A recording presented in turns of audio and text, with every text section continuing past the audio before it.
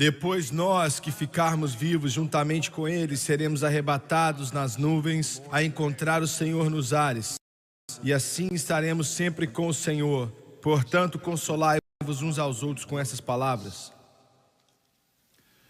Agora, nós já tivemos todo tipo de deviação de doutrina a respeito da vinda do Senhor. Alguns nos dizem que nós temos que passar por grande tribulação e os cristãos serão purificados nessa grande tribulação, mas isso não é bíblico. A Bíblia nos diz que nós somos purificados pela palavra. Verdade. E eu gosto da maneira que o irmão Warb diz: vamos deixar o purgatório para os católicos. Você não pode, Paulo disse que então conforte uns aos outros com essa palavra, e você não pode confortá-los dizendo que eles têm que passar por um inferno na terra. E as escrituras dizem abertamente que nós não somos designados à ira. Deus não nos designou para a ira. Agora nós temos uma outra doutrina que está predominante, que é chamada do domínio ou do reino, que nos ensina que não vai haver tribulação nenhuma. E que tudo vai ficar melhor e melhor e melhor e melhor. E que os cristãos vão dominar o mundo. E que em um curto período de tempo, ele disse que entre 1 e 10 anos, já faz 1 ano desde que ele disse essas palavras, que todos os muçulmanos vão aceitar a Jesus eventualmente, os budistas, os shintoístas, os confucionistas, os hindus, os espíritas, os ateus e os comunistas. E a América vai ser o trampolim com seu presidente, com a Corte Suprema e o Congresso, os juízes, todos cheios do Espírito Santo. E nós, os cristãos, vamos dominar o mundo, então nós vamos receber a Jesus de volta. Eu não sei porque nós íamos precisar dele.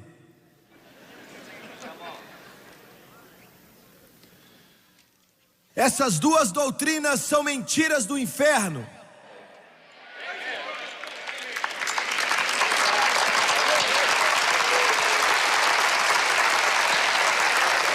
O apóstolo Paulo nos diz que nos últimos dias tempos horríveis viriam. Os homens serão egoístas, avarentos, presunçosos, arrogantes, blasfemos, desobedientes aos pais, ingratos, ímpios, sem amor pela família, irreconciliáveis, caluniadores, sem domínio próprio, cruéis, inimigos do bem, mais amantes dos prazeres do que amigos de Deus, tendo aparência de piedade, mas negando seu poder. Afaste desse também. Ao mesmo tempo, um grande avivamento virá sobre esse planeta. Como que nós sabemos disso? Porque ele disse: eu derramarei meu espírito sobre toda a carne nos últimos dias. No futuro próximo nós vamos ver 2 rios fluindo um ao lado do outro, se Jesus tardar. Um desses rios vai ser a apostasia e declínio espiritual, e o outro vai ser um avivamento do Espírito Santo, um ao lado do outro ao mesmo tempo. A qualquer momento, não há mais nenhum tipo de escritura para ser preenchido, e a qualquer momento a trombeta de Deus pode tocar, e Jesus Cristo pode voltar, e é isso que eu quero falar com você nessa noite: o arrebatamento da igreja.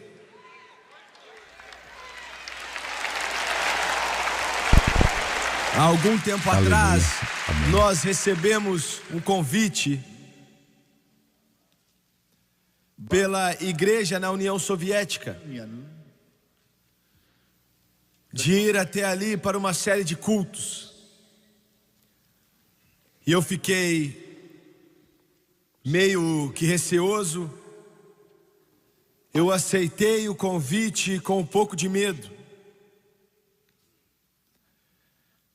E depois de muita oração, mesmo depois que eu recebi o conselho do pessoal do governo, de outros ministros que eu conhecia e confiava neles para não ir, Mas depois de muita oração, eu resolvi ir assim mesmo e nós fomos. Nós ministramos em Moscou, em Minsk, na Sibéria. E eu estava pensando nisso outro dia e revivi aquele momento tão maravilhoso daquela época. Um coral de garotinhos e garotinhas siberianos que memorizaram um refrão de uma música em inglês, Como Eu Amo Jesus, e cantaram pra gente. Eu fiquei de pé ali, chorei, e uma pessoa disse: eles planejaram tudo isso. Não me importa, deixe eles planejar o que eles quiserem, contanto que eles cantem a respeito de Jesus. Alguém disse: bem, talvez eles planejaram colocar aquele povo ali, porque estava cheio de gente. Nós pregamos em igrejas batistas, igrejas da comunidade, igrejas pentecostais. Eles serviam vinho de verdade na comunhão ali, eu não quis beber. E eles me perguntaram: por que você não bebe? E eu disse: eu não acho que é certo beber vinho.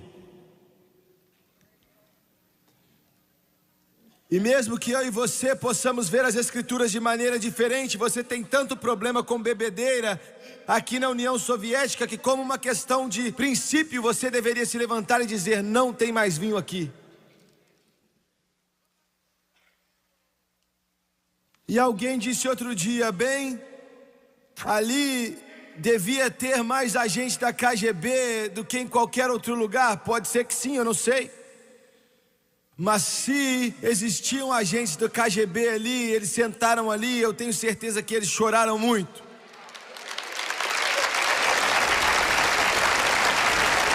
Enquanto o Espírito de Deus movia no coração deles e eles vinham para Jesus da mesma maneira que vem pessoas para Jesus aqui, o Espírito Santo trabalhou lá como ele trabalha aqui. Ele trabalha da mesma maneira no mundo inteiro. Enquanto aquelas pessoas vinham à frente, homens vinham chorando, clamando, e a lágrima rolava no olho dele. E como eu disse, eu não estou exagerando, quando as lágrimas rolavam e eles vinham para frente, à medida que o intérprete interpretava o que eu estava falando, e levantavam as mãos a Deus. Eu não quero saber se eles eram agentes da KGB ou agentes secretos da polícia russa. Eles ouviram falar de Jesus Cristo, Senhor dos senhores e Rei dos reis. Quando nós estávamos para ir embora, eu acho que foi uma das despedidas mais tristes que eu já fiz. Linda essa igreja. O irmão que interpretou por mim já está com o Senhor agora, é o que me disseram outro dia. Ele com os outros impuseram as mãos nos nossos ombros e não deram uma chorada normal, mas eles choraram muito. Eles choraram de uma maneira tão intensa que o meu ombro tremia. E partiu meu coração. A opressão por trás da cortina de ferro é uma opressão que pode ser sentida no ar. Verdade. Nós estávamos indo embora, voltando para essa grande nação. A terra do valente e a casa do livre, mas eles não podiam vir. Quando nós finalmente passamos pela alfândega, estávamos do outro lado para embarcar numa linha aérea russa para ir para Budapeste, na Hungria. Eu estava orando e nós tivemos um tempo para esperar ali, eu orei. E eu acho que eu estava reclamando com Deus, eu disse: Deus, não é justo. Eles estão aqui, muitos deles já sofreram tanto, eles não conseguem nem levar uma Bíblia para a igreja. Eles não podem nem colocar uma Bíblia debaixo do braço e ir para a igreja no domingo de manhã. E eu disse: não é justo. E as palavras de Davi Engels, da música de Davi Engels, vieram a mim enquanto eu ainda me vejo andando de um lado ao outro ali, orando naquele saguão do aeroporto. E veio sobre a minha alma enquanto o Senhor parece ter usado para me dizer algo. Muitos de vocês já ouviram. There's a hope Lot of people going home. People and soon be.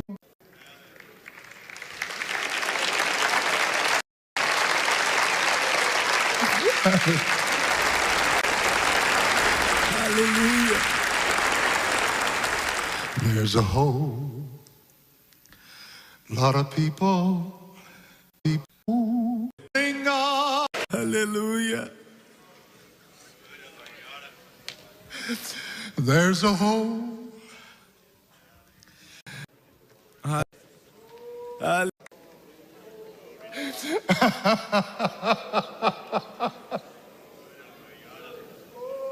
Glória a Deus.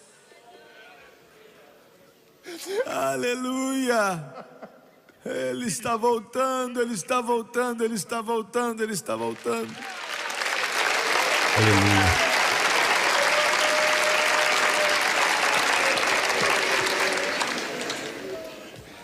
I can see them seated round the whole hands of time.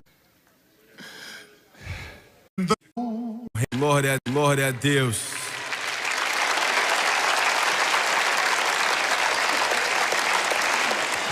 Aleluia.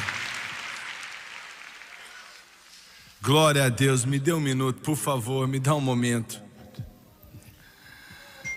Existe muito sofrimento nesse mundo, mas Ele está pronto para terminar com isso tudo. Ele está voltando, Ele está voltando, Ele está voltando. Por que você não levanta as suas mãos e louve a Ele por um momento, porque você está salvo? Louve a Deus, aleluia. Aleluia. Muito obrigado, Senhor, bendito. Bendito é o nome do Senhor, aleluia. Glorificado seja o nome do Senhor.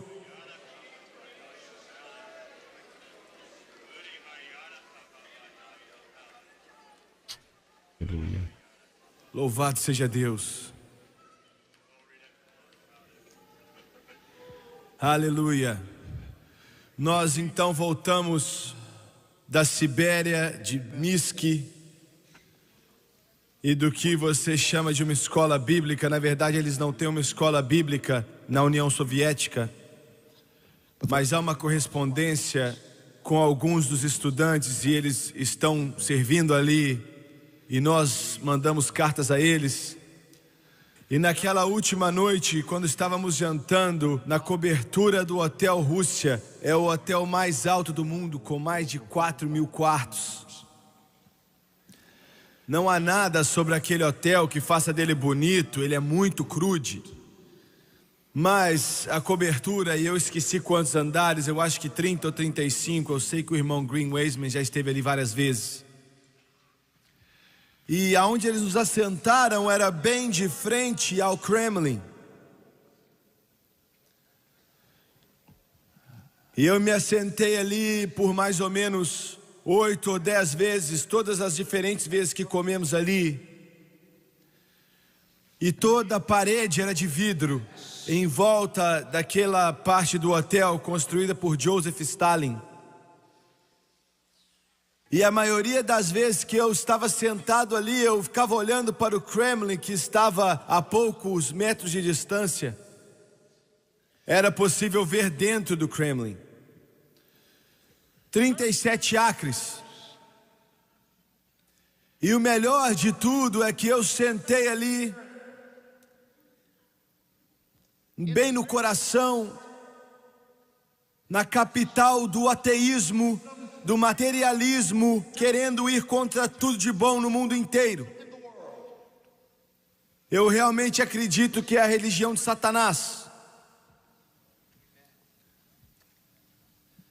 E a coisa mais esquisita daquilo ali é que as igrejas que estavam ali, do lado de fora do Kremlin, ainda permanecem ali como museus, ou seja lá o que for. Ainda estava ali abaixo dos ars. E eu contei uma vez 27 cruzes no topo daquelas igrejas. Em volta do Kremlin, a cruz de Jesus Cristo era vista em qualquer lugar que você olhasse. I thought how Quão irônico. Os mestres do comunismo, os russos, as deixam ali como se fossem pedaços de museu. Mas bem no coração do ateísmo, do comunismo, a cruz de Jesus Cristo permanece de pé contra todo tipo de ataque, anunciando ao mundo que aquele é o único caminho para toda a humanidade. E eu olhei para aqueles 37 acres, naquelas paredes,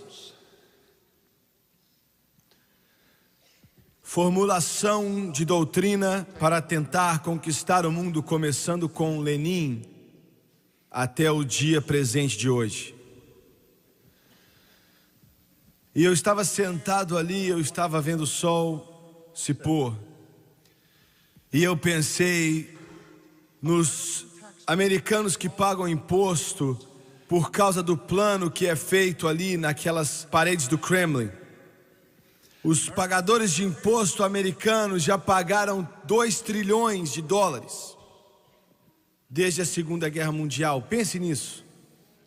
Quase 2 trilhões de dólares que quase faliram a nossa nação, tentando se preparar para uma defesa do que alguns se referem ao grande comunismo que está por vir.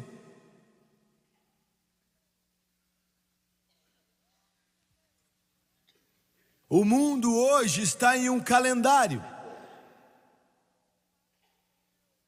E Deus Todo-Poderoso ainda está no controle. Isso eu quero que você se lembre. Tudo o que está acontecendo nesse planeta, todo conflito, todo tipo de guerra militar, todo tipo de ditador que aparece, Deus sabe exatamente de onde vem. E tudo está no cronograma. Eu quero que você entenda isso. Veja bem, como filho de Deus, me escute com cuidado. Como um filho de Deus, nós não temos que temer. As manchetes de jornais podem ser negras, podem ser ruins, as situações podem piorar neste mundo, mas nós não temos que temer. Tudo está no calendário, está no cronograma aqui nesse planeta, está no cronograma também lá no planeta do céu. Você entende o que eu estou falando aqui nessa noite? Não esteja alarmado, não tenha medo, não pense no amanhã. Tudo está no cronograma e o mestre por trás das paredes do Kremlin não tem controle de nada. Aquele que se chama de ditador lá no Mediterrâneo, Gaddafi, não está controlando nada.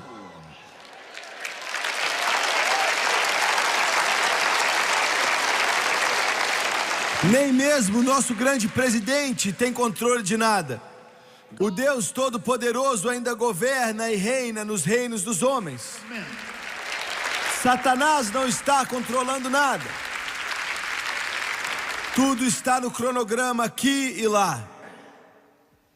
Com certeza está.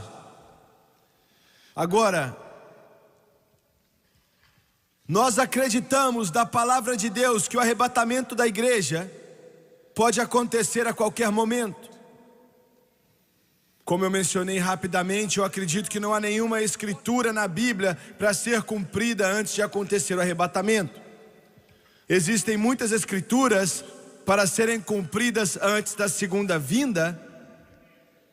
Está me entendendo? Essas são duas vindas que não tem nada a ver uma com a outra. A primeira vinda pode acontecer a qualquer momento. A segunda vinda não pode acontecer até que a primeira aconteça. Que faz sentido, né? Durante essa primeira vinda, Jesus não vai colocar os seus pés nesse planeta. Bom entender. Na segunda vinda, Ele vai vir colocar os pés no Monte das Oliveiras e Ele... Só para dar um parâmetro aqui para vocês.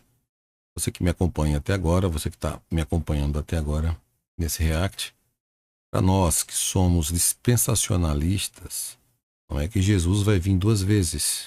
Ele vai vir uma vez só, ele vai estar se explicando aí, mas em 2 fases. É isso que gera uma discussão teológica hoje. Então preste bastante atenção nesse momento, ele vai explicar detalhadamente, tá bom? Então vamos aqui para o que nos interessa. Ele vai reinar do leste a oeste. No arrebatamento ele não vai vir para ficar, ele só vai vir para voltar. Quando ele vier na segunda vinda, ele virá para ficar. E no arrebatamento da igreja ele vai vir por nós. Na segunda vinda ele vai vir com a gente.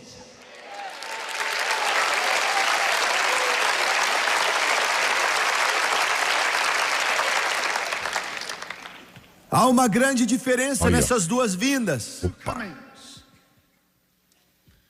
Antes da segunda vinda acontecer, a grande tribulação vai acontecer aqui na terra por um período.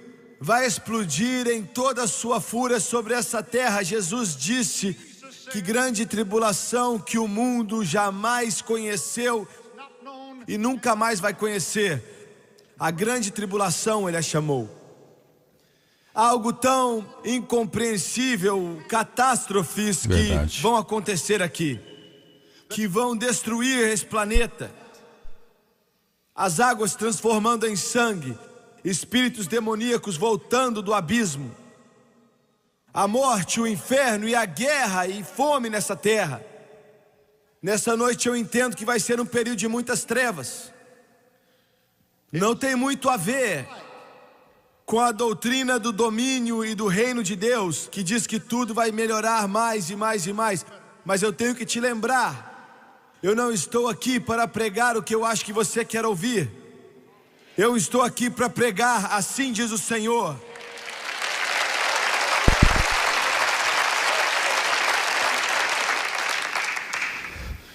Como um filho de Deus, é a sua responsabilidade, é a sua consagração, a sua dedicação, estar preparado quando a trombeta do Deus Todo-Poderoso tocar. Instantaneamente, em um momento, no abrir e fechar dos olhos, a Bíblia diz que vamos ser transformados. A corrupção vai se vestir de incorrupção. A mortalidade vai se vestir de imortalidade. Quanto mais velho eu ficar, mais eu busco isso. Às vezes, nessas cruzadas, eu fico tão cansado fisicamente que eu mal consigo ficar de pé. Às vezes eu começo a andar para uma congregação e tudo começa a ficar embaçado. As pernas começam a tremer e eu tenho que segurar em alguém para ficar de pé. Eu sinto essa minha carcaça mortal envelhecer. Eu não tenho mais os reflexos que eu tinha. Mas logo a corrupção vai ter que se vestir de incorrupção. Verdade. A mortalidade vai ter que se vestir de imortalidade. Glória a Deus. Então eu vou ser transformado em um momento, no abrir e fechar de olhos, e eu vou jogar fora esses óculos para nunca mais ter que usá-los outra vez. As minhas costas não vai mais doer, o meu estômago não vai mais doer, os meus olhos não vão embaçar mais, a minha mente vai estar muito bem afiada, porque Jesus está voltando para buscar o seu corpo, a igreja do Deus vivo.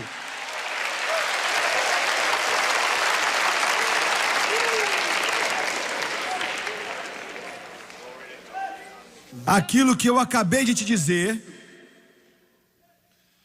não está sendo pregado por detrás dos púlpitos como foi um dia.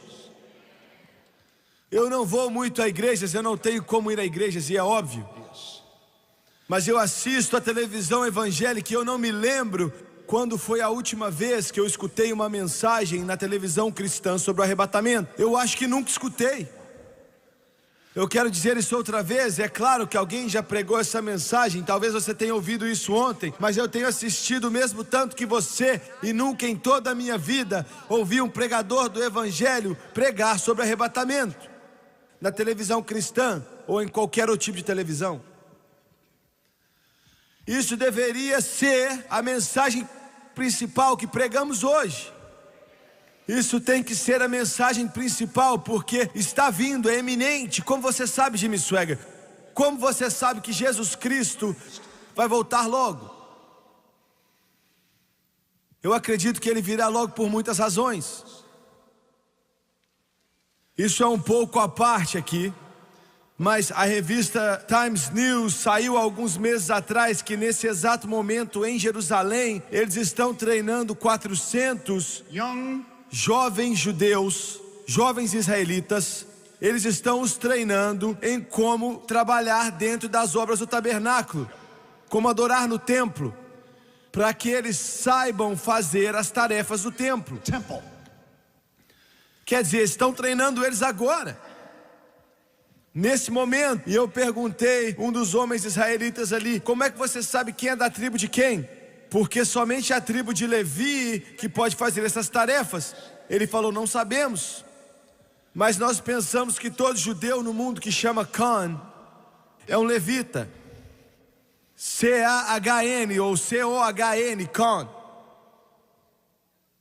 E nós estamos treinando eles, preparando eles. Eu disse: como é que você vai construir esse templo quando o domo da rocha está sentado ali? E ele disse: bem, nós acreditamos que aquele não é o lugar do templo. Nós acreditamos que aonde o muro das lamentações de Salomão está, aquele muro das lamentações que foi construído por Salomão, chamado de muro das lamentações hoje em dia, nós acreditamos que ali em frente a ele, onde você vê aqueles judeus de pé beijando aquela parede, logo ali pertinho é onde o templo de Salomão realmente esteve. E nós estamos planejando construí-lo ali. E não tem nada a ver com o domo da rocha. E isso é o que eles estão falando agora. A Bíblia nos diz que o templo vai ser reconstruído.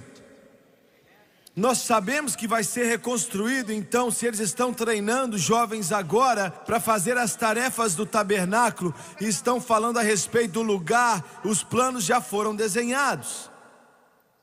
Modelos de templo agora em Jerusalém já foram escolhidos pelos arquitetos. Está me escutando? Você diz: irmão Swagger, isso é importante? Não, não é. Eu não estou nem aí para aquilo. Jesus mudou tudo isso há 2000 anos atrás. Está me ouvindo? Ele morreu no Calvário, ressuscitou dentre os mortos, para que nenhum tipo de cordeiro tivesse que ser oferecido, para que nenhum tipo de sangue pudesse ser colocado no propiciatório e não existisse mais sacrifício no templo. Mas é importante porque é o cumprimento de uma profecia bíblica. E se eles estão tão pertos, quanto mais pertos devemos estar do momento onde Deus vai tocar aquela trombeta e soprá-la, e Jesus Cristo vai voltar. A Bíblia diz: com júbilo, com a voz do arcanjo e com a trombeta de Deus. Quanto mais perto devemos estar. Mas esse não é o maior sinal. O maior sinal que o arrebatamento está para acontecer. E eu fico maravilhado com Deus, porque esse pobre, fraco e indigno ministro fez algo pequeno para contribuir. Para ser sincero, todos aqui nessa plataforma fizeram. E é isso, o maior sinal de todos. O sinal que o mundo ainda não reconhece, não entende ou sabe dele. Eles nem têm notado isso. Mas é um sinal para a igreja, como nenhum outro sinal. E é um cumprimento do sermão ou profecia de Pedro, que nos últimos dias eu derramarei o meu espírito sobre toda a carne. Glória a Deus. E nos últimos 20 anos, centenas de milhares de batistas foram cheios com o Espírito Santo.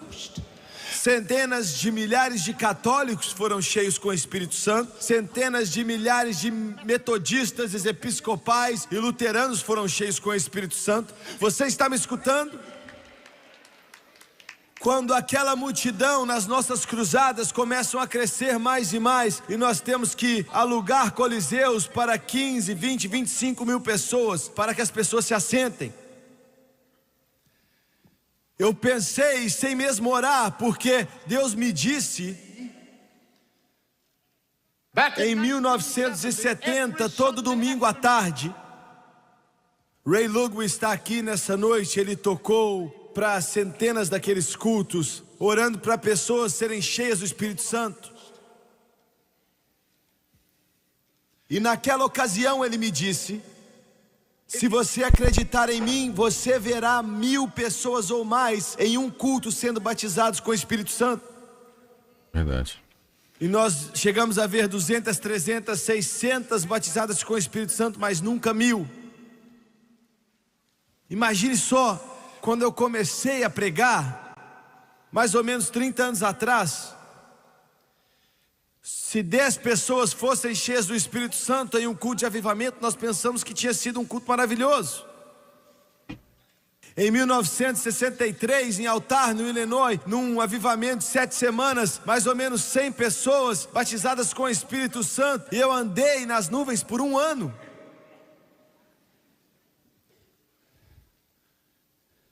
Mas ele disse: você vai ver 1000 em um só culto.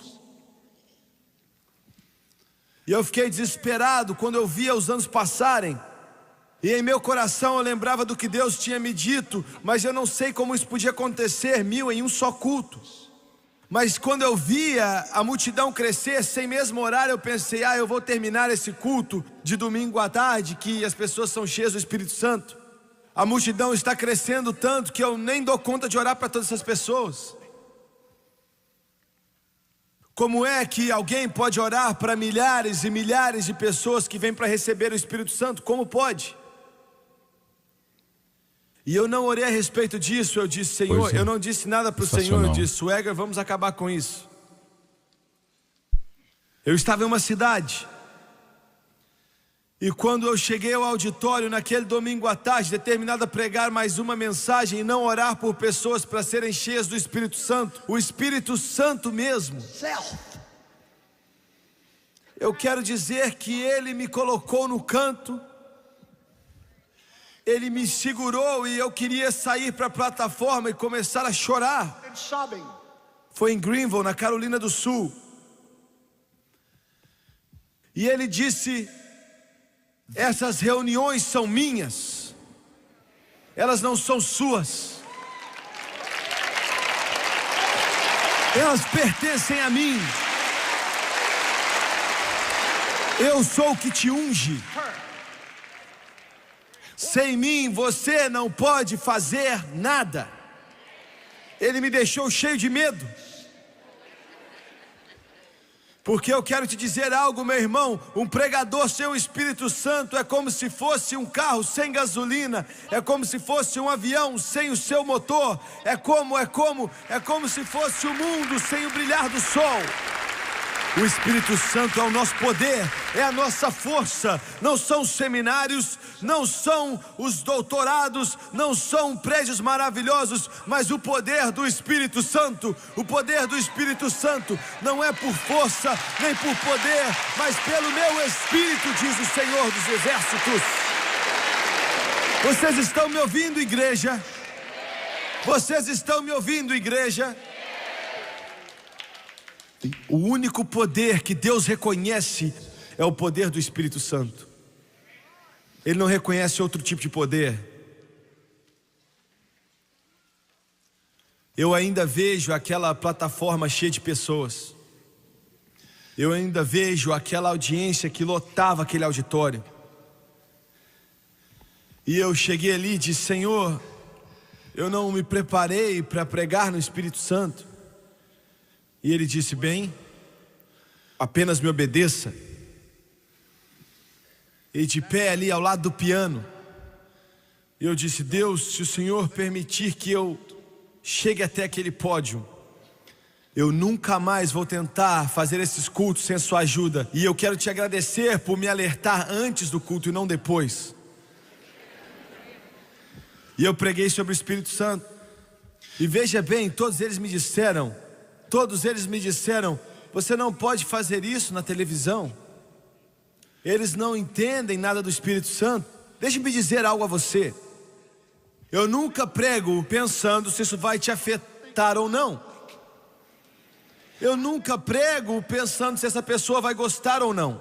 Eu nunca prego pensando se essas pessoas vão ofertar ou não. Uma vez ou outra o diabo já me disse, se você pregar isso, ninguém vai ofertar. Eu disse, eu não estou nem aí, isso é problema de Deus.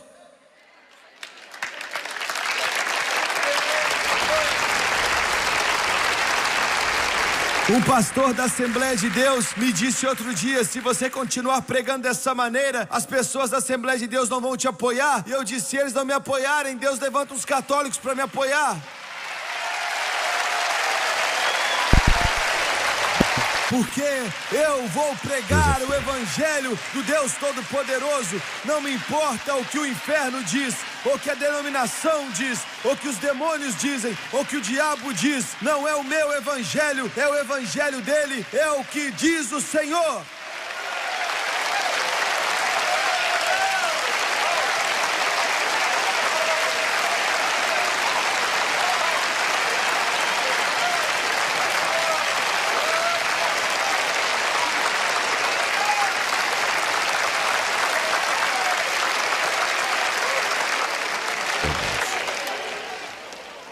Houve um mover de Deus naquela noite, naquela tarde.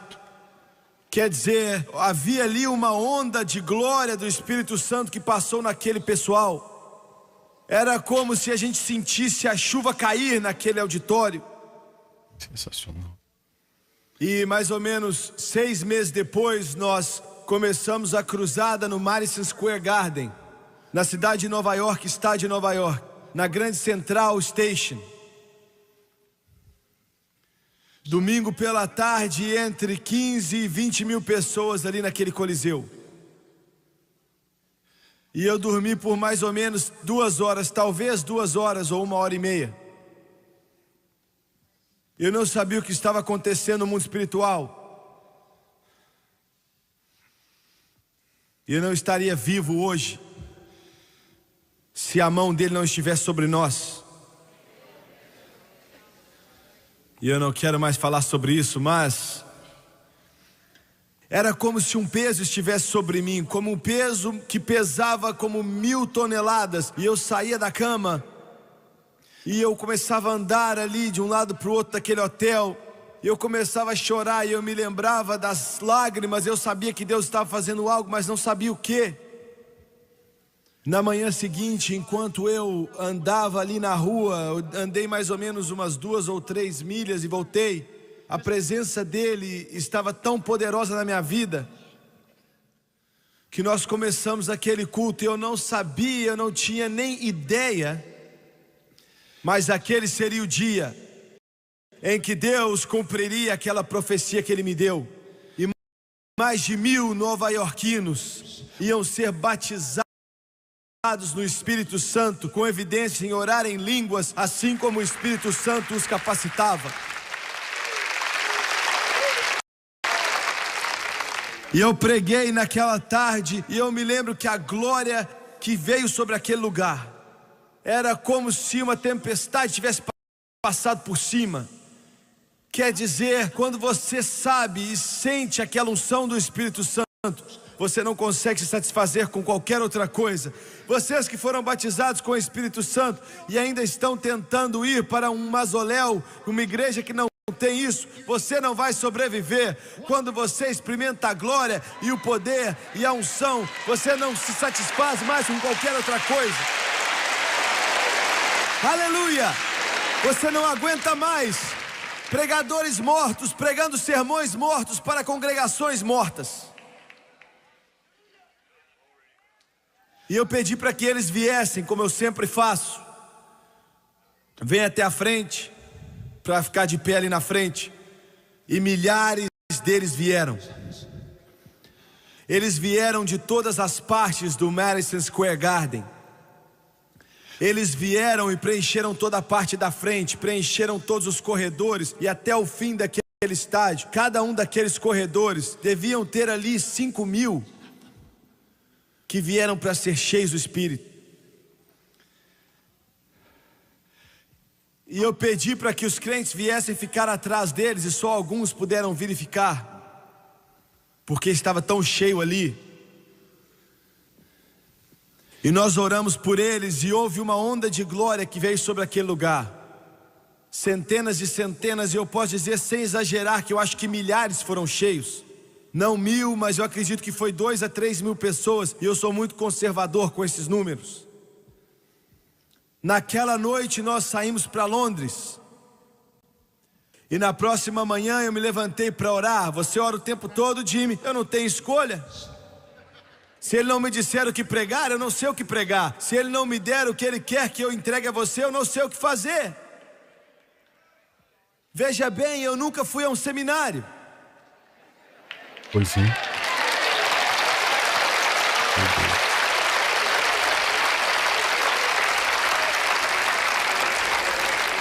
Nós estávamos em um hotel muito perto do Hyde Park. Por causa da bondade de alguns dos amigos que estão presentes aqui essa noite. E eu saí no Hyde Park para orar.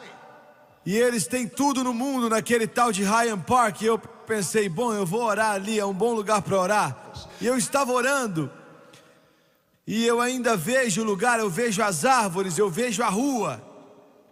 E o Espírito de Deus disse, na noite passada, você teve mais de 1000 pessoas batizadas no Espírito Santo.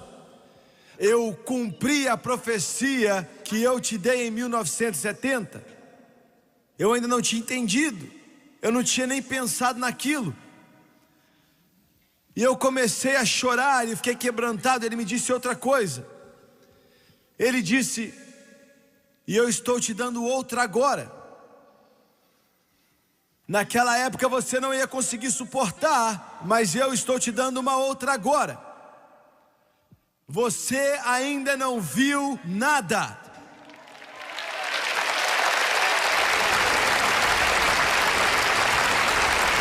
Eu vou encher dezenas de milhares em um só culto, com o poder do Espírito Santo.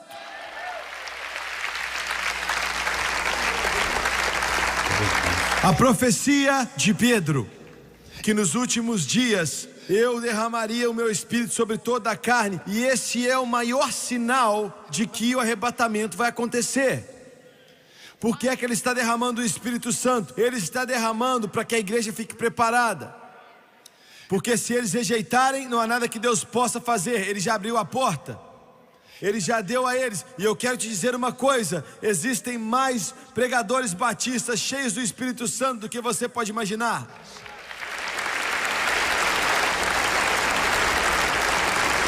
Pedro disse, o Senhor vai derramar o Espírito dele sobre toda a carne. Um padre da igreja católica me escreveu outro dia. Disse, eu estou cheio do Espírito Santo.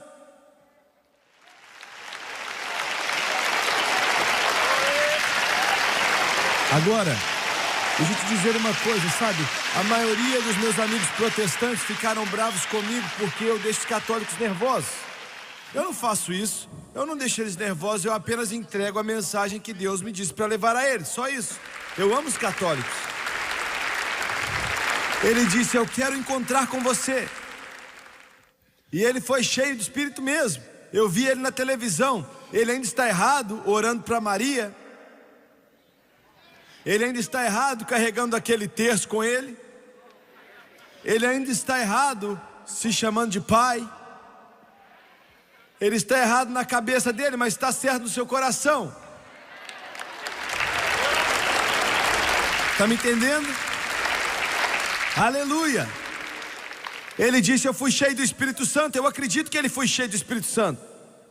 Ele disse, eu oro em língua todos os dias. Jesus encheu o meu coração. Eu estou tentando fazer o avivamento vir sobre os católicos. E eu disse, muito bom, faça isso. Eu estou tentando te dizer algo.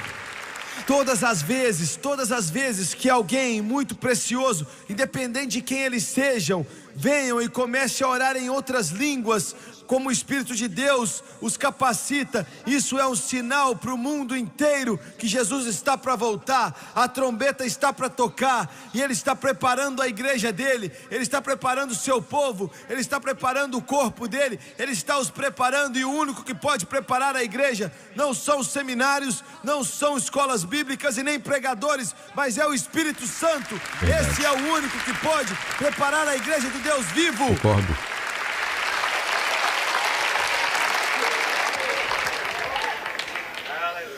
Você está entendendo? Claro. O Espírito Santo é o pastor dessa igreja. O Espírito Santo é o evangelista através da televisão, enquanto eu falo aqui tropeçando em minhas próprias palavras. Verdade. O Espírito Santo, este é o maior sinal de todos, que a trombeta está para tocar.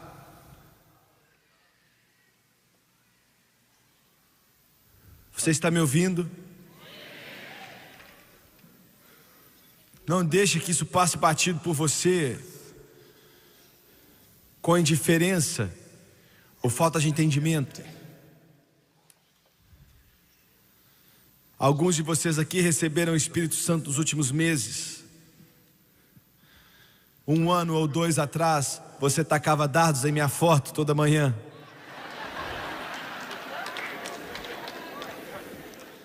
Você odiava o chão que eu pisava, e eu não estava nem aí. Mas o seu mundo inteiro foi transformado de cabeça para cima. Não de cabeça para baixo, pela primeira vez você está de cabeça para cima. Aleluia.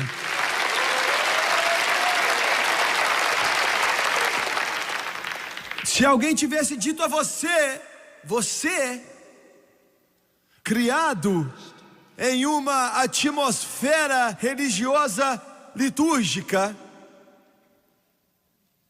tudo tão calado dentro da igreja que você não consegue diferenciar de um funeral. A única diferença é que eles não têm um caixão.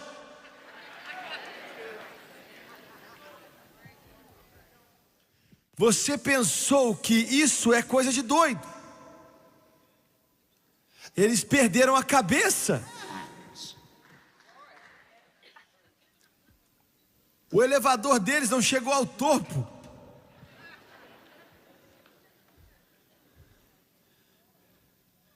Só um maluco para agir dessa maneira na igreja. Esse negócio de balançar as mãos no alto, isso é repulsível. Gritando alto, meu Deus, eles são muito altos, escandalosos. Agir dessa maneira na igreja. E quando eles falam naquela língua esquisita, eu não quero nada a ver com isso. Mas quer saber de uma coisa? Você é o mais alto em toda a igreja agora. O primeiro nos corredores a pular e dançar no Espírito, levantar as mãos e orar em línguas, porque Jesus Cristo mudou a sua vida totalmente, completamente, através do poder do Espírito Santo.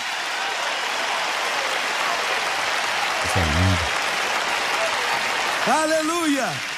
Aleluia! Aleluia!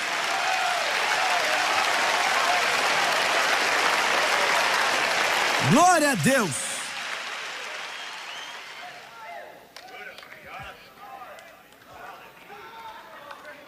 Agora, nós das Assembleias de Deus, e nós das igrejas de Deus, e nós das igrejas pentecostais, e nós das igrejas quadrangulares, olhamos para você como se você estivesse doido. Você perdeu a cabeça, você fala alto. Não é? Qual o seu problema? Você fala alto. Qual o seu problema? Dançando para cima e para baixo do corredor. É isso que nós éramos e é isso que nós temos que voltar a ser, porque Deus disse que ia derramar o Espírito dele. Ele vai derramar o Espírito dele sobre toda a carne. Eu vou derramar, eu vou derramar, eu vou derramar, eu vou derramar.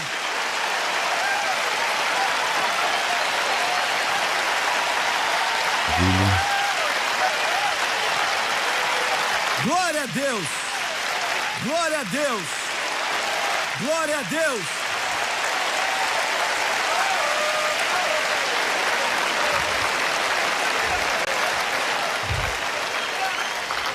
Ele disse: eu vou derramar.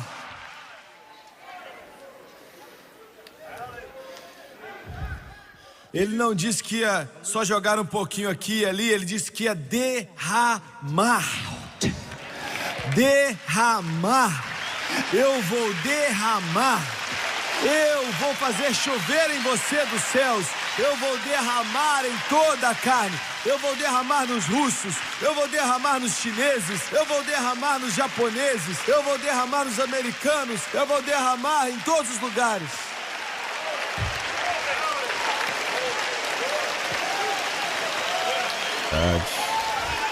Glória a Deus. Glória a Deus. O que vai acontecer, Senhor?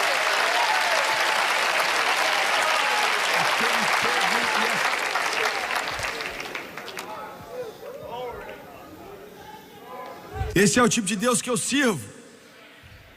Quer dizer, isso é coisa grande. Quando nós construímos essa igreja, quando nós começamos a planejar, nós tínhamos acabado de começar a igreja. O Glenn Miller começou 6 anos e meio atrás, não foi? Esse é um dos homens que mais ama a Deus que você pode conhecer.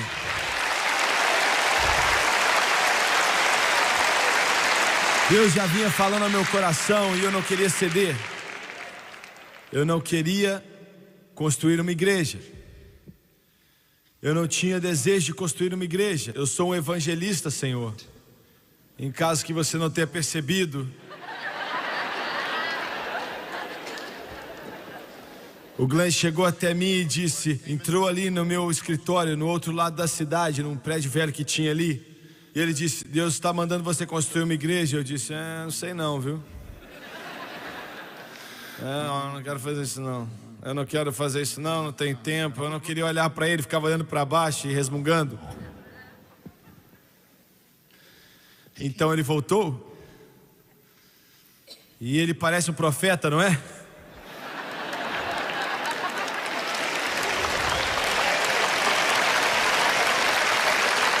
Então eu disse, tá bom, já que você insiste, vai lá, eu não tenho nada com isso. Eu não vou pregar lá, eu vou congregar lá, mas não vou pregar lá. E alguns de vocês, talvez 1 ou 2, vocês pensam que eu sou muito santo, não é mesmo? Mas eu tenho os meus problemas como você tem. Elias era um homem com as mesmas paixões. Verdade. O Glenn começou a igreja no Holiday Inn. O Holiday Inn começou mais igrejas, irmão Ward. O Holiday Inn, o quê? Ali, na rua de baixo, Holiday Inn.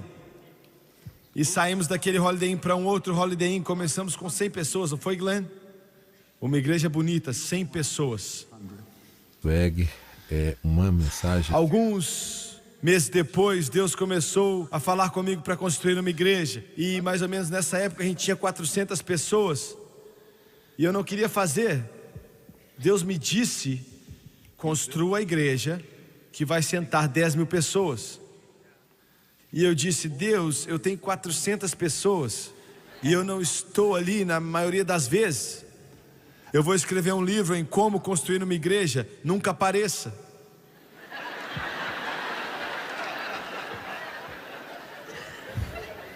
Nós viajávamos o tempo todo. E eu então pensei, como é que eu vou construir uma igreja para 10 mil pessoas? E nós tínhamos 400. Verdade, hein? Algumas dessas pessoas sentadas aqui na frente, eles estavam, eu não sei se eles estavam ali no primeiro domingo, mas eles estavam ali pela maioria dos domingos que começamos e não perderam muito. Eu não sei onde vocês estavam antes, eu não sei onde, antes de vocês se tornarem pentecostais, batistas. Nessa cidade, sabe, não existia nenhuma igreja pentecostal. Ou era batista ou era católico. Só isso. Quando o primeiro grupo vieram na igreja, eles entravam aqui e faziam o sinal da cruz, né? No, man, I thought.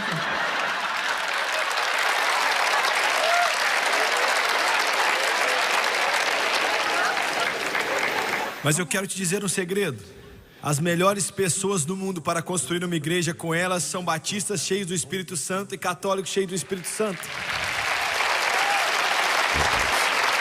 E eu vou te dizer por quê. Porque os batistas são as pessoas que mais trabalham na face da terra por Jesus Cristo. Em segundo lugar, os católicos pensam que o pregador, o padre, é perfeito.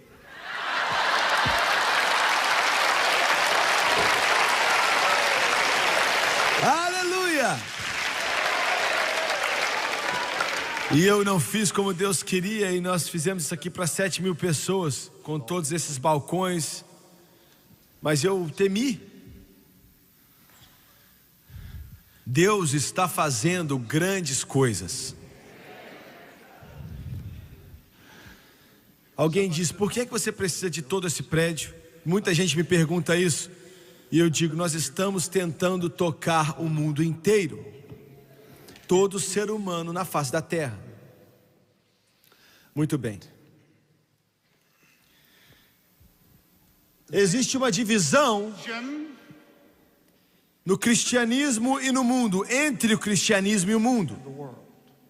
A cruz de Jesus Cristo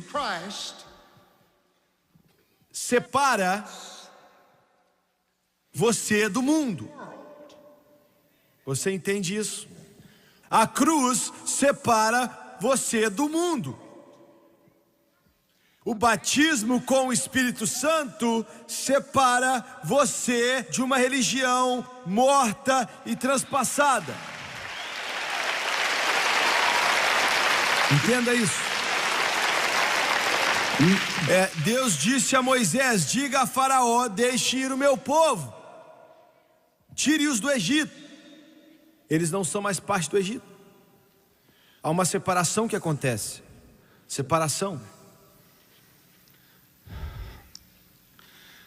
O que eu tenho que pregar, eu tenho adiado por toda a mensagem. Eu não quero pregar isso. Eu não gosto de pregar isso. E quando você ouvir, você vai dizer, eu não queria ter ouvido isso.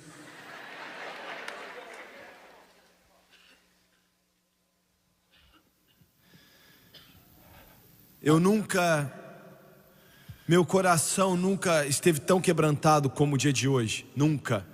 Eu nunca trabalhei com um fardo tão triste. Se levantou em Jerusalém, olhou para as pessoas e disse, eles são como ovelhas sem pastor. As pessoas seguem pastores. E eu ouvi, eu acho que foi o Dave Wilkerson ou foi o Don Blank, um dos dois disse, talvez foi Charles Greenwood, que disse,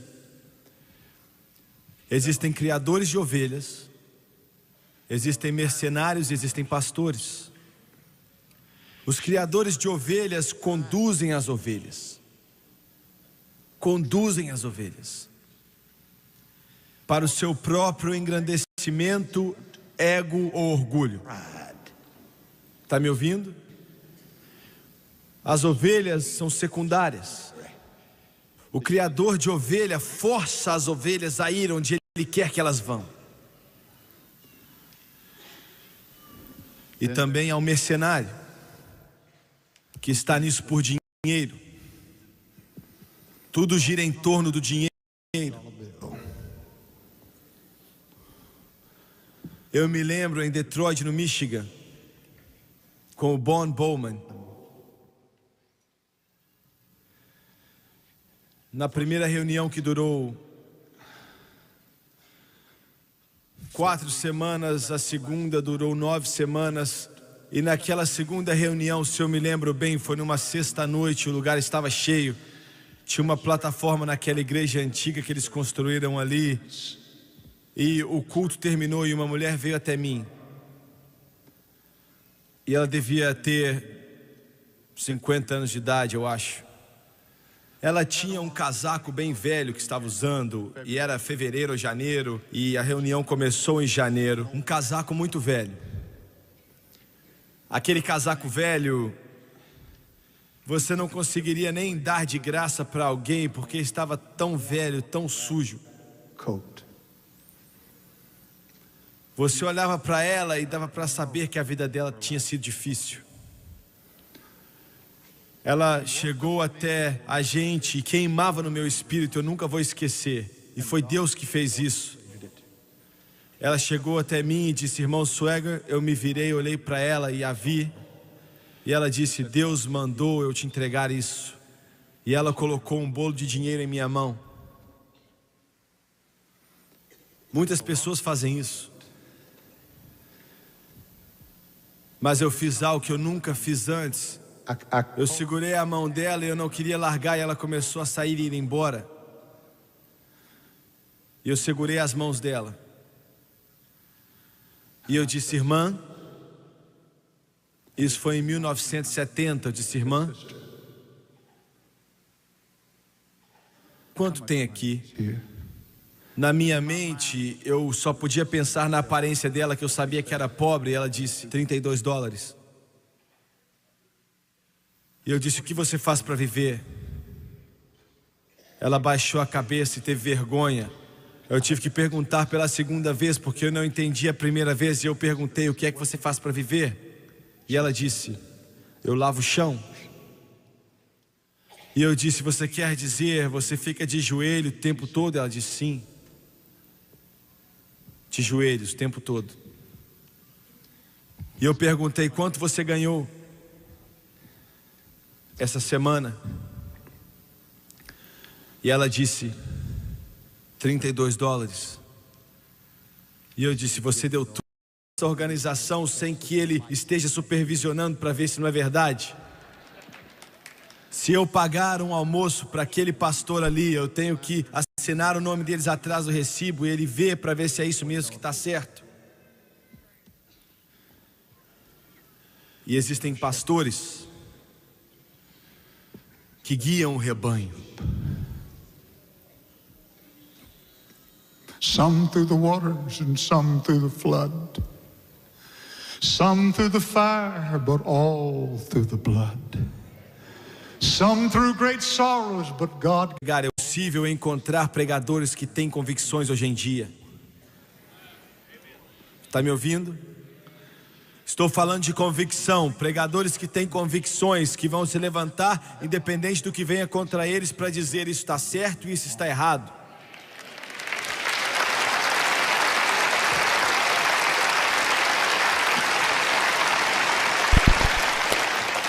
Eu não me lembro de ter ouvido um pastor subir em um púlpito e com amor dizer ao povo dele: eu sei que eles fazem, mas não tem chegado aos meus ouvidos ou à televisão quando vejo, e dizer: isso está errado.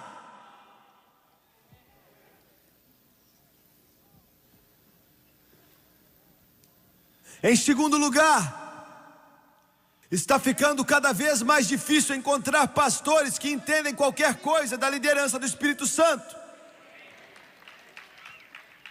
Nessa manhã eu liguei a televisão em um pregador que eu conheço e que eu amo muito. O meu coração partiu. Eu escutei 30 minutos de música que se enquadrariam melhor se fossem um canal do mundo, por roqueiros exibindo a própria carne. E de repente um livro aparece na tela e diz: como receber o Espírito Santo e ser usado com os dons do Espírito. Quando nós misturamos o Espírito Santo com poderes demoníacos do inferno, nós estamos em apuros. Você está me ouvindo? Nós estamos em apuros.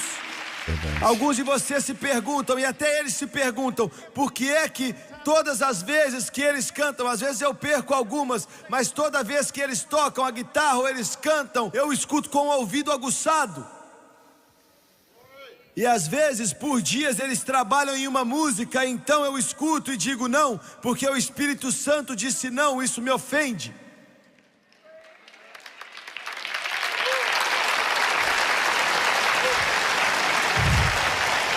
Alguém disse: isso é só o seu gosto musical. Não existe isso. É seguir o guiar do Espírito Santo, o que o Espírito quer e o que o Espírito quer.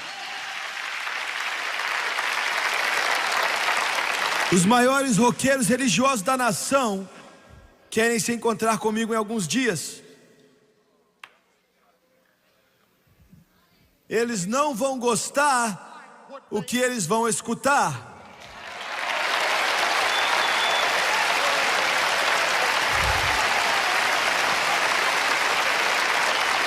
Esse homem aqui era o gerente da nossa estação de rádio em Houston, no Texas. Ele era o gerente de todas elas. Hardy Brundage. Talvez existam, não com ele, mas algumas das outras rádios que estão tocando em nossas rádios que nós não gostamos, nós não escutamos isso. Se eu escutar isso, eu te mando embora. Se ele escutar isso, ele manda eles embora. E alguém pode dizer: você não consegue levantar a sua média. Eu não estou nem aí para a minha média. Eu estou tentando obedecer a Ele que me chamou para ser um soldado.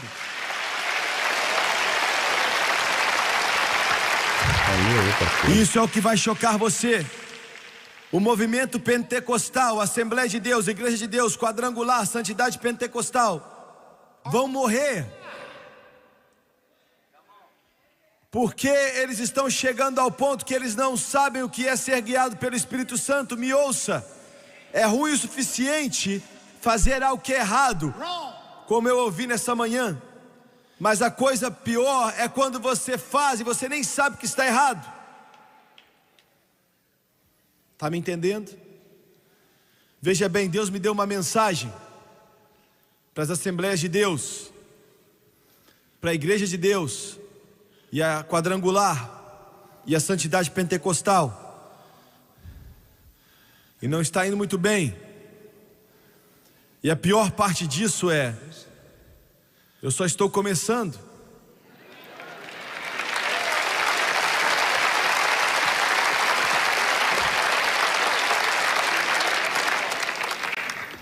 Deixe-me terminar.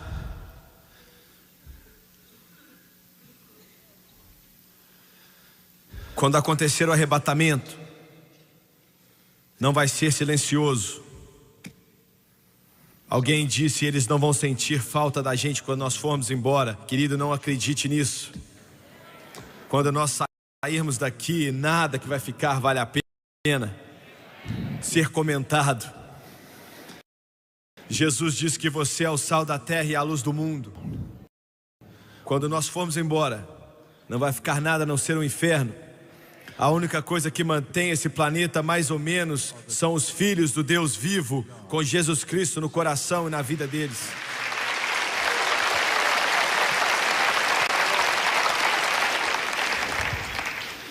Deixe-me terminar com essas palavras. Eu não terminei ainda, mas o meu tempo acabou e amanhã de manhã eu tenho que começar de novo. Eu tenho que começar com um outro texto bíblico, domingo de manhã.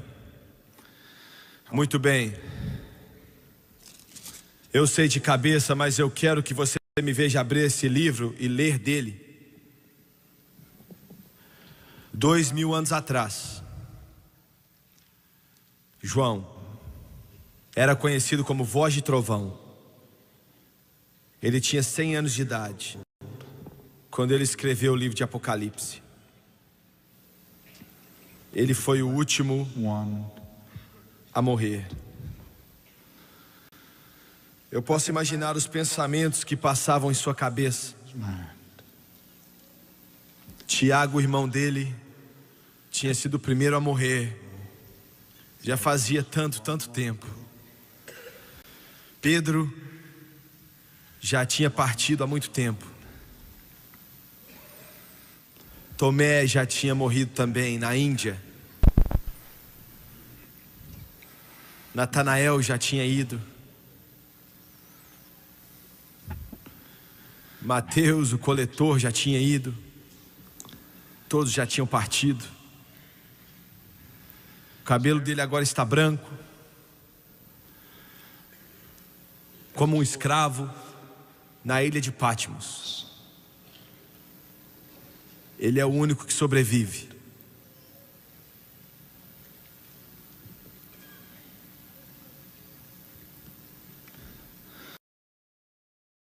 Meus irmãos, meus amigos, acabamos de assistir uma mensagem renovadora, impactante sobre o arrebatamento da igreja.